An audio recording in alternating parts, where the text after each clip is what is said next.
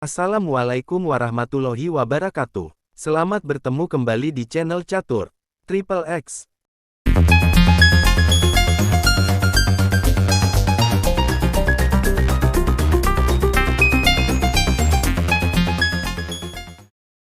Dua puluh tahun setelah Deep Blue versus Garry Kasparov, bagaimana permainan catur memicu revolusi Big Data?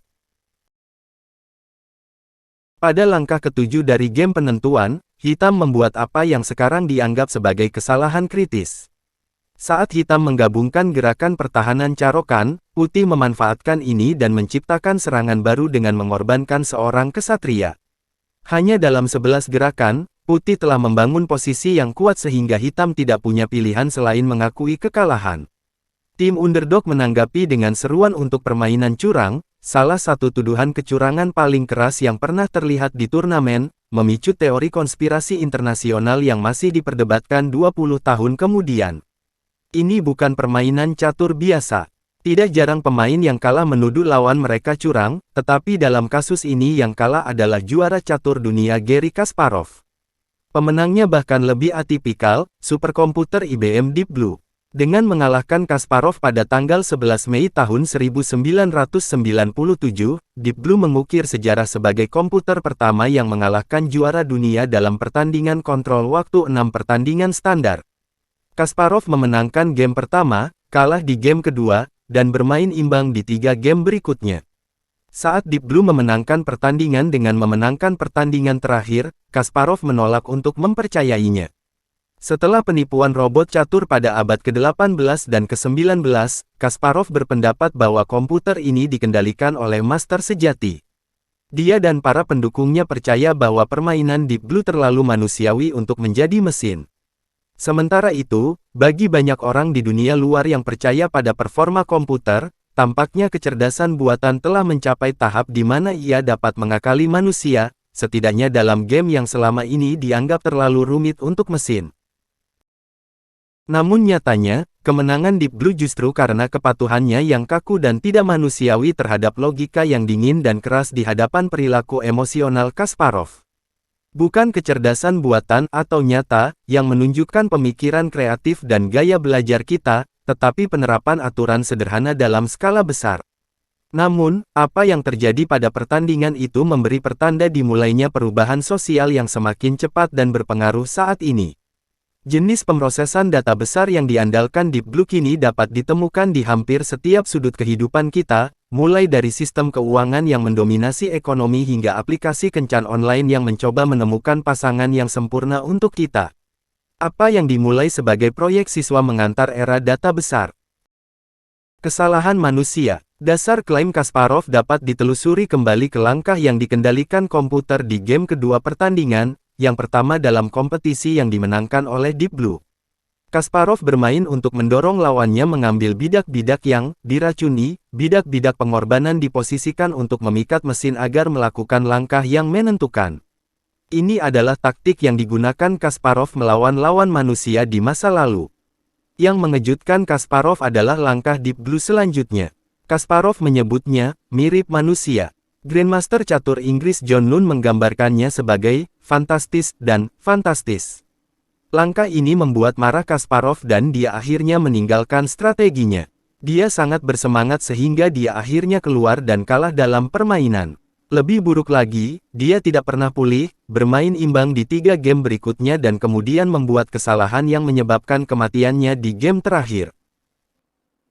Langkah ini bergantung pada keuntungan strategis yang dapat diperoleh pemain dengan membuat baris terbuka, kolom persegi di papan dilihat dari atas yang tidak berisi bidak. Ini dapat membuat jalur serangan, biasanya untuk benteng atau ratu, bebas dari pion yang mengintervensi. Saat berlatih dengan Grandmaster Joel Benjamin, tim Deep Blue belajar bahwa terkadang ada opsi yang lebih strategis daripada membuka berkas dan kemudian memindahkan benteng ke sana. Alih-alih, taktiknya adalah menumpuk potongan-potongan itu menjadi sebuah file dan kemudian memilih kapan akan membukanya. Ketika pemrogram mengetahuinya, mereka menulis ulang kode Deep Blue untuk memasukkan gerakan tersebut. Selama pertandingan, komputer menggunakan kemungkinan posisi terbuka untuk menekan Kasparov dan memaksanya mempertahankan setiap gerakan. Keunggulan psikologis itu akhirnya melemahkan Kasparov. Dari saat Kasparov kalah, spekulasi dan teori konspirasi dimulai. Para konspirator mengklaim bahwa IBM telah menggunakan intervensi manusia selama pertandingan. IBM telah membantahnya, menyatakan bahwa, menurut aturan, satu-satunya intervensi manusia dilakukan di antara game untuk memperbaiki bug yang teridentifikasi selama bermain game. Mereka juga menolak klaim bahwa program tersebut telah disesuaikan dengan gaya permainan Kasparov. Sebaliknya, mereka mengandalkan kemampuan komputer untuk meneliti sejumlah besar kemungkinan gerakan. Penolakan IBM atas permintaan Kasparov untuk pertandingan ulang dan penghancuran Deep Blue berikutnya tidak menghilangkan kecurigaan. IBM juga menunda rilis log komputer terperinci, seperti yang juga diminta Kasparov, hingga setelah penonaktifan. Namun analisis mendetail selanjutnya dari log menambahkan dimensi baru pada cerita, termasuk pemahaman bahwa Deep Blue telah membuat beberapa kesalahan besar. Sejak itu, ada spekulasi bahwa Deep Blue menang hanya karena bug dalam kode selama pertandingan pertama. Salah satu desainer Deep Blue mengatakan bahwa ketika kesalahan mencegah komputer memilih salah satu gerakan yang dianalisis, ia malah mengeksekusi gerakan acak yang disalahartikan Kasparov sebagai strategi yang lebih dalam. Dia berhasil memenangkan pertandingan, dan bug diperbaiki untuk putaran kedua. Tapi juara dunia itu dikabarkan sangat terkejut dengan apa yang dilihatnya, sebagai AI yang superior sehingga dia tidak bisa mendapatkan kembali ketenangannya dan bermain terlalu hati-hati sejak saat itu. Dia juga melewatkan kesempatan untuk mundur dari taktik buka file saat Deep Blue membuat kesalahan besar. Apapun reaksi Kasparov terhadap permainan ini menunjukkan bahwa kekalahannya disebabkan, setidaknya sebagian, oleh kelemahan sifat manusia. Dia mempertimbangkan kembali beberapa gerakan mesin dan menjadi sangat sibuk dengan kemampuannya, membuat kesalahan yang pada akhirnya menyebabkan kekalahannya. Deep Blue tidak memiliki teknik kecerdasan buatan yang saat ini membantu komputer memenangkan game yang jauh lebih kompleks seperti Go. Tetapi bahkan jika Kasparov lebih terintimidasi dari yang seharusnya, tidak dapat disangkal pencapaian luar biasa dari tim yang menciptakan Deep Blue. Kemampuannya untuk mengalahkan pecatur manusia terbaik di dunia bergantung pada daya komputasi yang luar biasa yang meluncurkan program IBM superkomputer, yang membuka jalan bagi beberapa teknologi tercanggih yang tersedia di dunia saat ini. Lebih menakjubkan lagi karena proyek tersebut tidak dimulai sebagai proyek terobosan oleh salah satu produsen komputer terbesar, tetapi sebagai proyek penelitian mahasiswa di tahun 1980-an. Kontes catur. Ketika Feng Xiong Hesu tiba di Amerika Serikat dari Taiwan pada tahun 1982, dia tidak membayangkan bahwa dia akan memasuki persaingan sengit antara dua tim yang telah berjuang selama hampir satu dekade untuk membangun komputer catur terbaik di dunia. Hesu datang ke Carnegie Mellon University (CMU) di Pennsylvania untuk mempelajari desain sirkuit terintegrasi yang membentuk microchip, tetapi dia juga memiliki minat lama dalam catur komputer. Dia menarik perhatian para pengembang high-tech, komputer yang akan menjadi yang pertama mengalahkan Grandmaster catur pada tahun 1988, dan mereka diminta untuk membantu merancang perangkat kerasnya. Tapi Hesu segera berselisih dengan tim high-tech setelah menemukan apa yang dia anggap sebagai kelemahan arsitektural dalam desain yang diusulkan. Bersama dengan beberapa mahasiswa doktoral lainnya, dia mulai membuat komputernya sendiri, yang dikenal sebagai ChipTest, dan merancang arsitektur mesin catur Bell Laboratory, (BELE). Teknologi khusus ChipTest menggunakan apa yang dikenal sebagai integrasi skala besar, untuk menggabungkan ribuan transistor dalam satu chip, memungkinkan komputer menyaring 500.000 gerakan catur per detik. Meskipun tim high-tech memulai lebih awal, Hesu dan rekannya akan segera menyusul penerus ChipTest. Deep Dot, dinamai dari The Hitchhiker's Guide to the Galaxy komputer karya Douglas Adams yang dibuat untuk menemukan makna kehidupan, berisi dua prosesor Hesu khusus dan dapat menganalisis 720.000 gerakan per detik. Ini memungkinkan dia untuk memenangkan kejuaraan catur komputer dunia 1989 tanpa kehilangan permainan.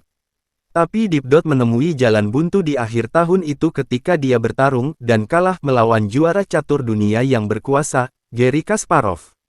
Untuk mengalahkan yang terbaik dari umat manusia, Hesu dan timnya harus melangkah lebih jauh. Tapi sekarang mereka mendapat dukungan dari raksasa komputer IBM. Komputer catur bekerja dengan menetapkan nilai numerik ke posisi masing-masing bidak di papan menggunakan rumus yang dikenal sebagai fungsi peringkat. Nilai-nilai ini kemudian dapat diolah dan diteliti untuk menentukan tindakan terbaik. Komputer catur awal seperti Bele dan high-tech menggunakan banyak chip khusus untuk melakukan fungsi evaluasi dan kemudian menggabungkan hasilnya menjadi satu. Masalahnya adalah komunikasi antar chip lambat dan menghabiskan banyak daya pemrosesan. Apa yang dilakukan Hsu dengan chip test adalah mendesain ulang dan mengemas ulang prosesor dalam satu chip. Ini menghilangkan beberapa biaya pemrosesan, seperti komunikasi off-chip, dan memungkinkan peningkatan dramatis dalam kecepatan komputasi.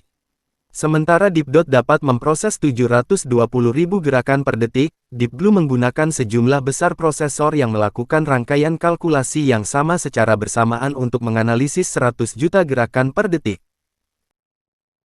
Meningkatkan jumlah gerakan yang dapat diproses komputer penting karena komputer catur secara tradisional menggunakan apa yang dikenal sebagai teknik kekerasan.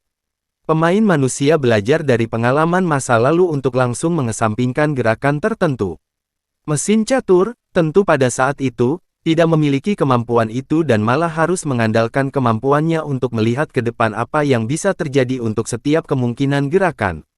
Mereka menggunakan kekerasan dalam menganalisis jumlah gerakan yang sangat besar daripada berfokus pada jenis gerakan tertentu yang mereka sudah tahu kemungkinan besar akan berhasil.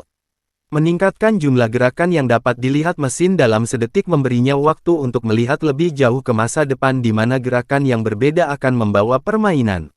Pada Februari tahun 1996, tim IBM siap menghadapi Kasparov lagi, kali ini dengan Deep Blue. Meski menjadi mesin pertama yang mengalahkan juara dunia dalam pertandingan di bawah kendali waktu reguler, Deep Blue kalah dalam pertandingan keseluruhan 4-2. 100 juta gerakannya per detik masih belum cukup untuk mengalahkan kemampuan manusia dalam menyusun strategi. Untuk meningkatkan jumlah pergerakan, tim mulai memutakhirkan mesin dengan mengeksplorasi bagaimana mereka dapat mengoptimalkan prosesor dalam jumlah besar yang bekerja secara paralel, dengan sukses besar. Mesin terakhir adalah superkomputer 30 prosesor yang, lebih penting lagi, mengendalikan 480 sirkuit terintegrasi khusus yang dirancang khusus untuk bermain catur. Desain khusus inilah yang memungkinkan tim untuk sangat mengoptimalkan daya komputasi paralel di seluruh chip. Hasilnya adalah versi baru Deep Blue terkadang disebut sebagai Deeper Blue, yang mampu mencari sekitar 200 juta gerakan per detik. Ini berarti dapat mengeksplorasi bagaimana setiap strategi yang mungkin akan dimainkan hingga 40 langkah atau lebih ke masa depan. Revolusi paralel. Saat pertandingan ulang berlangsung di New York City pada Mei tahun 1997, rasa penasaran publik tinggi. Wartawan dan kamera TV berkerumun di sekitar papan skor dan dihadiahi dengan sebuah cerita saat Kasparov menyerbu masuk setelah kekalahannya dan berteriak pada konferensi pers berikutnya. Namun publisitas seputar game ini juga berkontribusi pada pemahaman yang lebih baik tentang seberapa jauh perkembangan komputer. Apa yang kebanyakan orang masih belum tahu adalah bagaimana teknologi di balik Deep Blue akan membantu menyebarkan pengaruh komputer ke hampir setiap aspek masyarakat, mengubah cara kita menggunakan data. Model komputer canggih saat ini digunakan untuk memperkuat sistem keuangan bank, merancang mobil dan pesawat yang lebih baik, dan menguji obat baru. Sistem yang menyaring kumpulan data besar, sering disebut sebagai data besar, untuk mencari pola yang berarti terlibat dalam perencanaan layanan publik seperti transportasi atau perawatan kesehatan, dan memungkinkan perusahaan menargetkan iklan pada kelompok orang tertentu. Ini adalah masalah yang sangat kompleks yang membutuhkan pemrosesan cepat kumpulan data yang besar dan kompleks. Deep Blue menawarkan wawasan yang signifikan kepada para ilmuwan dan insinyur tentang sistem multi-chip paralel masif yang memungkinkan hal ini. Secara khusus, mereka mendemonstrasikan kemampuan sistem komputer tujuan umum yang mengontrol sejumlah besar chip khusus yang dirancang untuk aplikasi tertentu. Misalnya, ilmu dinamika molekul mempelajari pergerakan fisik molekul dan atom. Desain chip khusus memungkinkan komputer yang memodelkan dinamika molekul untuk melihat ke depan untuk melihat bagaimana obat baru dapat bereaksi dalam tubuh, seperti melihat ke depan beberapa gerakan dalam catur. Simulasi dinamika molekuler telah membantu mempercepat pengembangan obat-obatan yang berhasil, seperti beberapa obat yang digunakan untuk mengobati HIV. Untuk aplikasi yang sangat luas, seperti pemodelan sistem keuangan dan penambangan data, desain chip khusus untuk tugas individual di area ini akan sangat mahal. Tetapi proyek Deep Blue telah membantu mengembangkan teknik pengkodean dan pengoperasian sistem yang sangat paralel yang memecahkan masalah pada sejumlah besar prosesor. Saat ini, banyak sistem mengandalkan unit pemrosesan grafis GPU daripada chip yang dirancang khusus untuk menangani data dalam jumlah besar. Awalnya dirancang untuk menampilkan grafik di layar, tetapi juga untuk memproses informasi menggunakan beberapa prosesor paralel. Jadi sekarang mereka sering digunakan di komputer canggih dengan kumpulan data besar dan untuk menjalankan alat AI canggih, seperti asisten digital Facebook. Ada kesamaan yang jelas di sini dengan arsitektur Deep Blue, chip khusus dibangun untuk grafik, yang digerakkan oleh prosesor tujuan umum untuk meningkatkan efisiensi perhitungan yang rumit. Dunia mesin catur, sementara itu, telah berkembang sejak kemenangan Deep Blue. Terlepas dari pengalamannya dengan Deep Blue, Kasparov setuju pada tahun 2003 untuk menggunakan dua mesin catur paling populer, Deep Fritz dan Deep Junior. Dan kedua kali dia berhasil menghindari kekalahan, meski dia tetap melakukan kesalahan yang memaksanya untuk bermain dengan hasil imbang. Namun, kedua mesin tersebut secara meyakinkan mengalahkan rekan manusia mereka di kejuaraan tim dunia manusia vs mesin 2004 dan 2005. Junior dan Fritz menandai perubahan pendekatan dalam pengembangan sistem catur terkomputerisasi. Sementara Deep Blue adalah komputer yang dibuat khusus yang mengandalkan kekuatan mentah prosesornya untuk menganalisis jutaan gerakan. Mesin catur baru ini adalah perangkat lunak yang menggunakan teknik pembelajaran untuk meminimalkan penelitian yang diperlukan. Itu bisa mengalahkan teknik kekerasan hanya dengan PC desktop. Namun terlepas dari kemajuan ini, kami masih belum memiliki mesin catur yang cocok dengan kecerdasan manusia dalam cara mereka bermain, dan mereka tidak harus melakukannya. Dan jika ada, kemenangan Junior dan Fritz memperkuat gagasan bahwa pemain manusia kalah dari komputer, setidaknya sebagian karena kemanusiaan mereka. Orang membuat kesalahan, menjadi cemas dan takut akan reputasi mereka. Mesin, di sisi lain, tanpa lelah menerapkan perhitungan logis pada game untuk menang. Suatu hari kita mungkin memiliki komputer yang secara harfiah meniru pemikiran manusia, tetapi kisah 20 tahun terakhir adalah munculnya sistem yang lebih unggul justru karena mereka adalah mesin.